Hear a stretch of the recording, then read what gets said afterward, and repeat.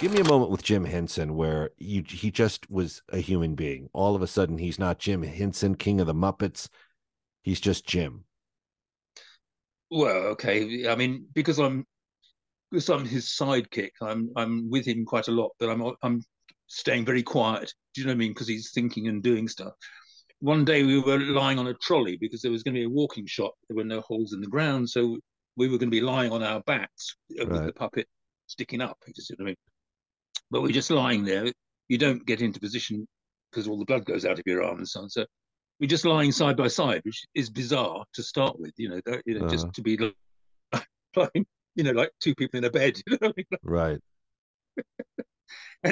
and he's somebody came up to him and leaned over us and said, "Jim, there's a bit of a problem. I need to make you a decision." And Jim's going, "Yeah, no, sorry, I'm in the middle of something.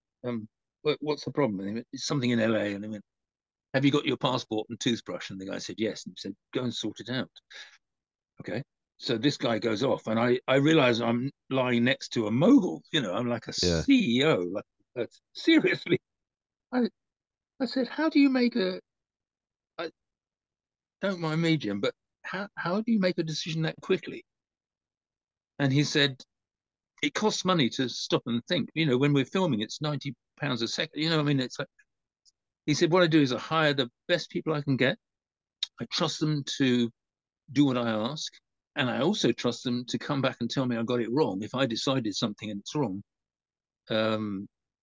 they come back to me and we have another go.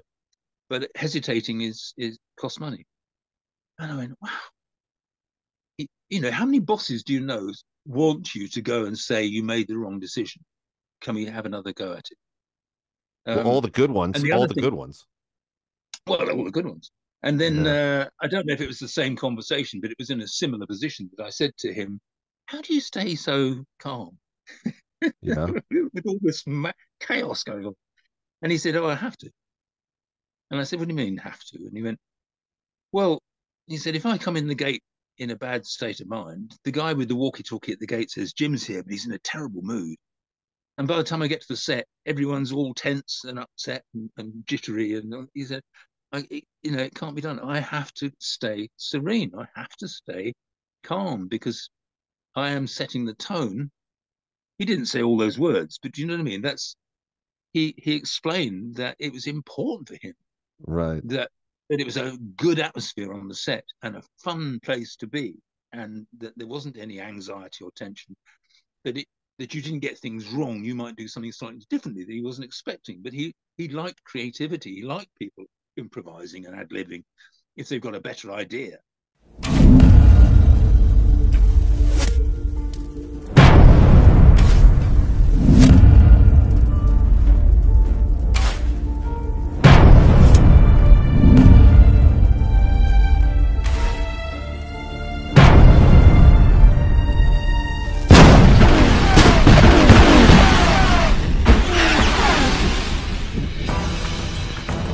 They were known as Lucifer and the Men with Painted Faces when they burned New Orleans to the ground.